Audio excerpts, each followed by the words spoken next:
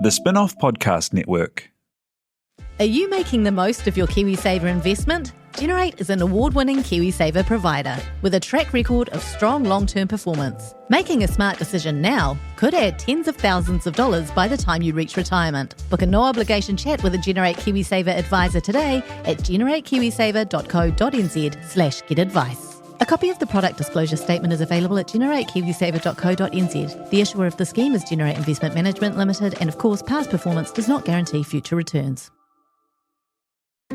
I'm Toby Manhire, and this is Juggernaut, the story of the Fourth Labour government. A podcast in 6 parts. Doesn't give my opponents much time to run up to an election, does it? This nation is at risk. What do you think you're up to now, you perverted little liar? I could smell the uranium on it as you lean towards it. Most radical overhaul in the history of New Zealand's administration. Juggernaut, the story of the Fourth Labour government. Made with the support of New Zealand On Air. Listen now on The Spin-off or wherever you get your podcasts. Kia ora tātou, this is Toby Manhire with another episode of your friendly local politics podcast, Gone by Lunchtime. What you're about to hear is part of the Gone by Lunchtime Megapod, a 12-hour epic event recorded on September 20 at Spin-off HQ. Enjoy.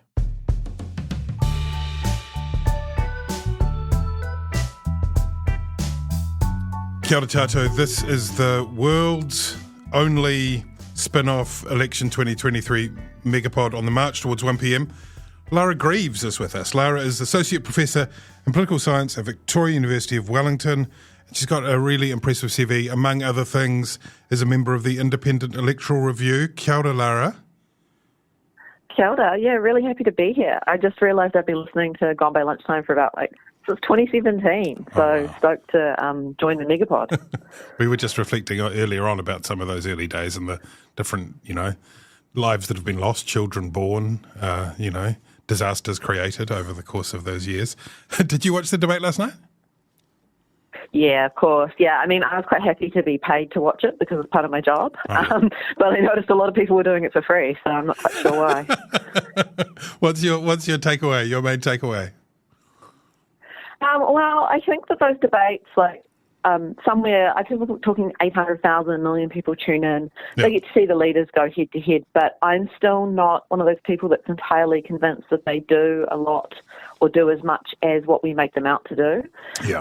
I keep meaning to go back to something like the election study and analyse, what swing voters are watching and all that kind of stuff, but actually it's one of those things where I can't imagine it's a particularly big effect. Yeah. Hey, we're asking everyone who comes on, Lara, to 3 questions so that we can kind of collect together the wisdom of the crowds. First up, and this is to win a box of chocolate fish if you get it right, to 1 decimal point, what do you think the turnout will be in 2023? As you know, over the last 4 elections, it's ranged from 74.2 to 82.2. What's your guess? I find that one really hard because I can see arguments either way. If I had to do it, I would say 78.1. 78.1, that's a good number. You talked about the election study. Because I can see the arguments either way. Yeah, you can see the arguments either way, that it would go kind of stay-ish, the same-ish, or go down. There's so many different theoretical arguments. Yes, there are. There's the kind of general lack of energy thing, but then there's also this is the most important, da-da-da-da-da. Do you the New Zealand election study, which you've worked on, which is this incredibly cool, incredibly useful resource, does that tell us anything about turnout? I mean, the general suggestion is that a lower turnout hurts the parties of the left. Is that borne out, do you know, by the New Zealand election study? Does the New Zealand election study tell us anything about that? Well, you know what the most fascinating thing about studies and polls is, to me, is that people who vote do election studies. So even if you ring up or you send out a mail to a random sample of people, what we've been finding over time is 93, 94% of people who do the election study have voted. And it's a similar thing for polling. It's just this underlying kind of factor within people that people who don't vote don't want to do the election study or don't want to do a political poll, and that's really hard to get a representative group of non-voters to see how they would have voted in this hypothetical perfect reality. Interesting. Next question. Political TV show. If you had one that you could take with you to a desert island, you must have watched these because you're a tragic. West Wing, whether it's West Wing or a Veep or what's the one that would be your desert island choice? The movie Campaign, the one in the 90s in Wellington Central. I make everyone I start dating, I make watch it with me, and it's like a test to see what they think, and then I make them do like a focus group with me at the end. Yeah.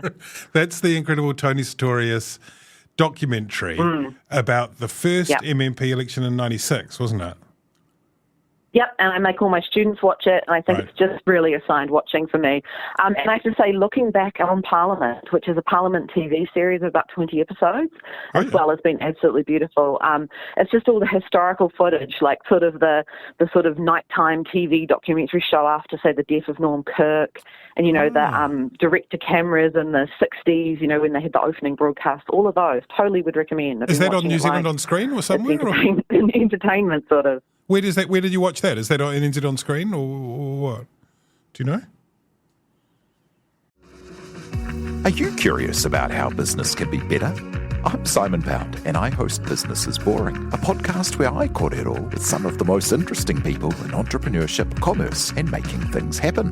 Tune in to Business is Boring every Tuesday, brought to you by the Spin-Off Podcast Network in partnership with Spark Business Lab. Talofa lover, I'm Madeline Chapman, editor at The Spin-Off. If you have the means, consider supporting our high-quality journalism by becoming a Spin-Off member. Sign up now at thespinoff.co.nz/donate. Oh, we lost Lara? Lara's disappeared. Either that or she found the question of where you can watch that Parliament show too terrifying. Too much of a gotcha. Oh, you're back. Oh, there you are. Hello, Lara. I was just asking you where you watched that Parliament TV show. No, we've just lost the call with Lara. Lara's gone again. Let me try to call her back. It must be that she's finding that question simply too intimidating. I think we lost connection. I would say that was the ghost of Norman Kirk. But the TV show you're talking about, where did you watch it? Sorry, that's the question I was asking before the gremlins crept in. Where they watch it, just on YouTube. Oh, okay. Parliament TV put it up. So if people just Google, like, looking back, YouTube, it's on Parliament TV. Okay, cool. All right. Yeah, they put it together. It's great. I'm really gonna watch that. Now, the other thing is, we're talking about we're running a Mojo meter through the course of the Megapod today, inspired by Christopher Luxon looking for the Mojos or detecting that Mojo had gone from the country. Where is your Mojo at the moment? On 0, Mojo all gone, ranging to 10. Abundant Mojo, Lara? Mojo, like the sort of like retro thing. Like the idea of like that magic, that's, the vibe, this is a scientific exercise, so you're welcome to go to a discipline if you want. And like 10 would be a positive vibe? Yeah, really positive. And 0 would be... Yeah. Oh, I'm always a bit of a 7. Okay. Yeah. Yeah, I don't know if I've ever been off a 7 though, so I'm a steady 7 always. Okay, yeah, steady 7. Let's talk a bit about the Māori seats. You've been involved in looking at the role transition. What's the technical term for it? I don't know, but it was extended later this year, wasn't it? The ability for people to swap between the general and Māori role. People who whakapapa Māori, that is. Yeah, so basically I study the Māori role a lot, my day job, and one of the things about it has been that people of Māori descent, who the technical category is, could only choose between roles when they first went to enrol to vote, and then every 5 to 6 years following a census. And then from that they'd calculate the number of electorates and do all of that stuff. But basically there are a couple of private members' bills last year drawn from the ballot that had changed the rules, and then there was a government bill introduced. And it was ruled by the clerk of the House and the Speaker that basically it was an entrenched provision by default, changes to the Māori electoral option.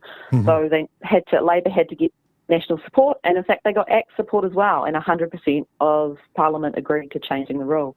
So now we can change roles up to 3 months before a general election or 3 months before a local election. Yeah. Or the there's some rules around the by-election. When the by-election is formally called, people can't switch then in that electorate. So we have that option more, and this year was the first time from about, was it March, April, through till July, Māori could choose quite freely. And when did they? What was the level of kind of jumping back and forth? Well, we saw 14,500 people change roles, right? Which, if you think about, that's actually not a huge number of people overall when you think about how many million voters there are in Aotearoa. And, there's probably 400,000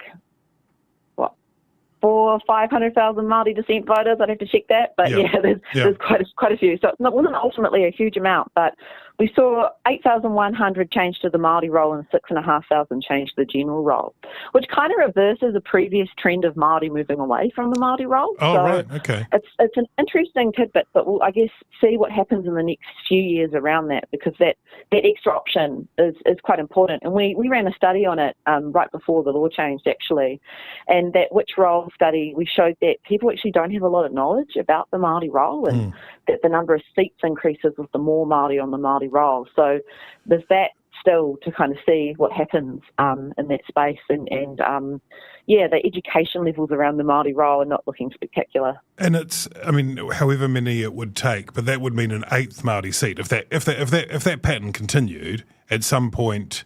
What does it? Does the Electoral Commission make a call after, or do they just do it when they're doing boundary redraws? How does that work?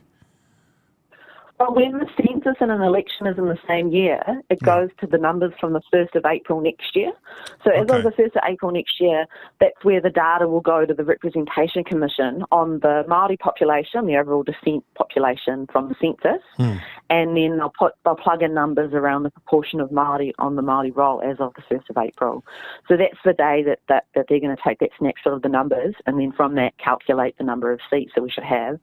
And then, whether that will go to an 8th is quite interesting, because, it could get close depending on kind of what campaigns and what kind of consciousness raising people do around that time.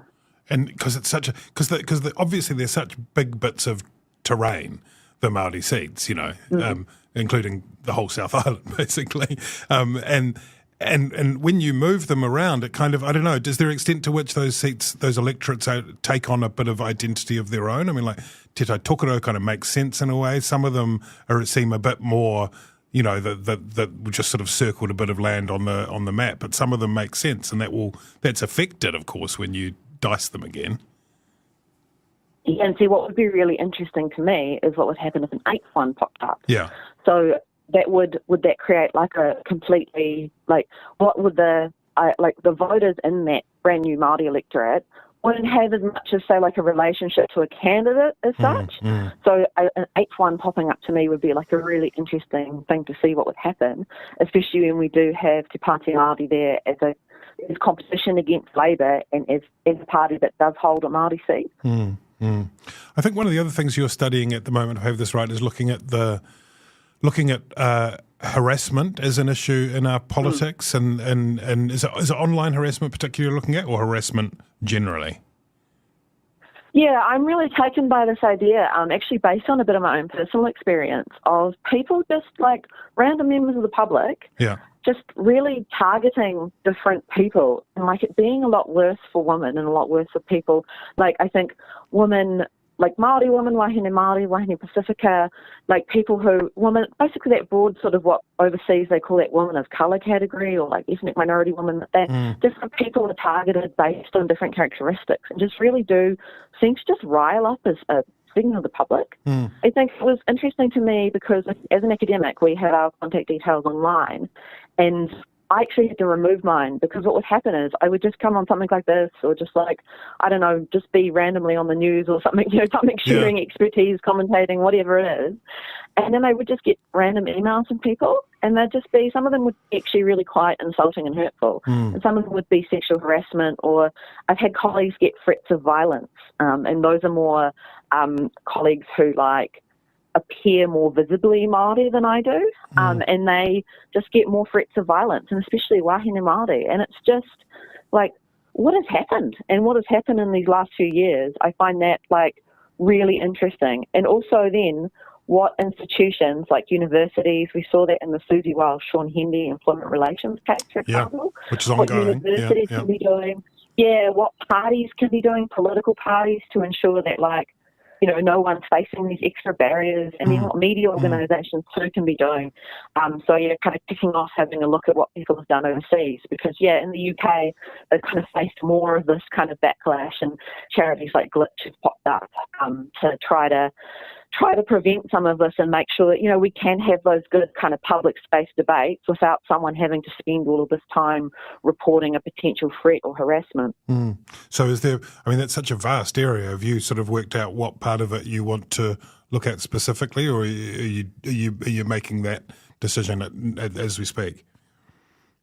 Well, actually, me and a colleague just recently got some funding to look at intersectionality in European Union citizens' assemblies, of all things. So it's very specific. But, around it's definitely around intersectionality and, like talking to various wahine Māori, Pacifica, ethnic women candidates and media type personalities at some point in the next year or two, and seeing what's helped as well. Because it's the other thing is that it's like the same sort of thing where we wouldn't want to like suggest some policy solution that's actually a pain, like filling out a lot of forms. Yeah. So we're kind of looking at that with a colleague looking at that kind of work to just try to make sure, because I think everyone, like, it's not a controversial statement, I think, in New Zealand politics, that we would want everyone to be able to have a fair go at being a candidate or an MP. Yeah. And another string to your bow is, I think you've done some study of polling. Polling is one of those fascinating things, and as we get close to the election over time, you hear various people who, dismiss polling because it was only so many people were polled, or that there were landlines. Yeah. And then at the other end of the spectrum, you have people who potentially, and some of us in the media might be guilty of this at a time of taking them, imagining them to be kind of truth carved out of stone or something. And I guess the reality is somewhere in between that. What's your assessment of polling and the role it plays in New Zealand politics? Yeah, I found myself at the Australasian Quantitative Political Science Conference not long after Morrison's miracle and the polls kind of going the wrong way in Australia. Yes. And that was the sort of unexpected victory of Scott Morrison, and the polls hadn't predicted it. And sat there and listened to a lot of Australian men actually arguing, because they were doing a polling inquiry and arguing about what had gone wrong. And it got me really interested in political polling, other than being a quantitative sort of political psychologist, political scientist. And with a couple of colleagues that are more in that statistics space, we recently wrote like a guide to polling. And part of it ended up on The Conversation and on the spin-off as well. So just can Google Greaves Guide to Polling, it'll come up for people. So 10 things to look at. And because it has just been a case of, I think that, like they're snapshots in time. They're definitely, like, one of the things that Professor Thomas Lumley has said is that he's a statistician, is that polls are designed to tell you that your friends are wrong, because humans are so bad at that. Humans are so bad at estimating what other people think and what society and the population thinks. And that's exacerbated by filter bubbles, right? When they look at their own Facebook feed and they go, well, I'm absolutely certain that the ALCP is about to rock into government with 120 seats. Yeah, or like overhearing conversations in cafes, or like talking to taxi drivers, or like their cousin or something. And it's like we know from all of this like social psychological literature that we're really bad at estimating such things. So polls, I think that's that thing of generally in New Zealand, they're pretty good because we have the party vote, and like the party vote is meant to determine Parliament. So there's those kind of things. But I mean, there's still that outside possibility. And every now and then it's kept me up at night, is that our polls are off in some way. But I guess it's that thing of it won't be off. We won't really think about that until there is some kind of scandal. And generally, I think overseas, when we look at the UK one around Brexit and we look at Morrison's miracle in Australia, where we do have that big public undermining of the polls, is not when they're a few % off and still predict the winner like last time, but if they did predict the wrong winner. And I would say at this point it seems like they're becoming so distant that might not be the case this time. But you're right. You can be more wrong but get the right result, and be less wrong, but you get the result wrong, and suddenly the latter example is the one that people latch onto. Yes, exactly. So people kind of want to know that, the polls are pretty much predicting the right party to win, and then they won't necessarily pick on 2 or 3% here or there. That seems to be the main thing, as long as they've got some kind of trust in that. Because we could also think of Winston Peters at various times has proposed banning political polls, and how much harder that would be. I get students to think of this too, of a world without any political polls. We would actually lose a lot, and then we would all just be looking on our Facebook feeds and really speculating and feeling around in the dark. Great point. Thanks so much, Lara. It's really been interesting to talk to you. Enjoy the rest of the campaign and catch up soon. Thank you. Kia ora. Good luck to you for the rest of the Megapod. Oh, it's easy. We're nearly at halfway point. It's fine. He said. Coming up next hour, we've got National Party MP Erica Stanford. I can see her there out in the chambers. We've also got foreign policy expert Robert Patman from the University of Otago. We could even have some surprises. We could have Angry Fenceman, could have Wayne Brown, could have a whole range of different possibilities. Stay tuned. Spin-off 2023, Election Megapod.